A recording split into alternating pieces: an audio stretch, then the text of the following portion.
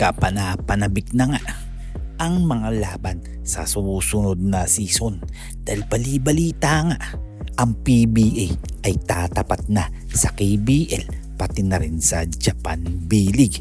Well, ano ang inyong magiging opinion dito? Pag-usapan muna natin itong si Lesser Prosper na gustong maging katandem itong si Justin Brownlee. Well, magandang usapan yan dahil nga sa susunod na season posible na ngang magkaroon ng dalawang import na no height limit. Well, kung yan ang mangyayari talagang tataob ang mga ibang liga dyan dahil ang Barangay Ginebra talagang kukuha ng mga malalaking player. May usap-usapan pa nga dyan na si Benny Boatwright nga daw pwedeng makuha ng Barangay Ginebra dahil nga alam ni Coach Timcon kung paano na gamitin ito at magiging naturalized player ng PBA. Well, alam naman natin na paglalaruin na ito sa Gilas Pilipinas sa mga susunod na laban nila sa ibang bansa. Well, posible kayang makuha ng Barangay Ginebra ang gustong maglaro na si Lester Prosper.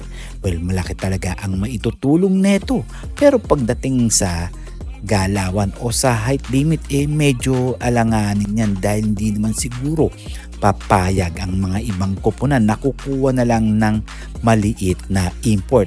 At syempre, kakailanganin din nila ang mga matatangkad at malalaking katawan para makipagsabayan sa mga SMB Barangay Ginebra pati na rin sa Magnolia Hotshots. Well, sino-sino naman kaya ang posibleng makuha ng Barangay Ginebra? Well, isa na nga dyan si Ange Kwame pati na rin si Benny Boatwright. Well, ano ang inyong magiging opinion dito? Ano ang inyong masasabi dito? Posible kayang mangyayari na ang gustong mangyari ng mga Pilipino na no height limit? Well, abangan na lang natin yan. At syempre, huwag tayong bibitaw sa susunod na season. Sa ngayon, abangan na lang muna natin ang finals ng Meralco Bolts pati na rin ng SMB dahil alam natin na nangunguna nga ang Meralco dahil natalo na nila ang SMB sa unang pagkakataon dahil nakauna nga sila ipagpapatuloy pa nila yan kung makukuha nila ang kampyonato.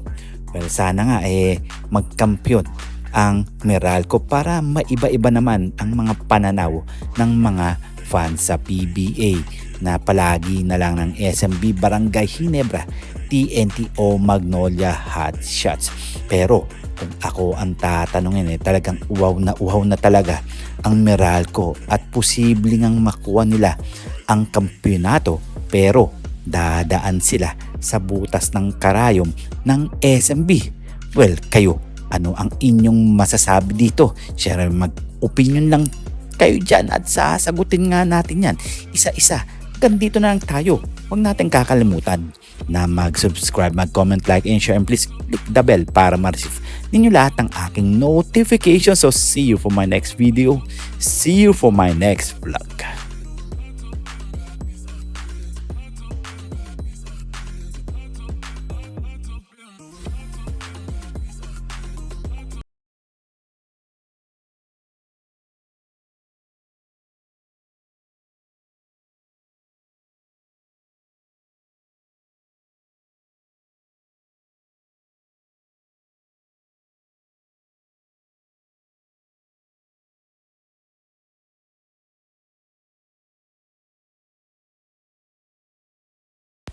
Dahil nga pinaghirapan talaga nila lahat.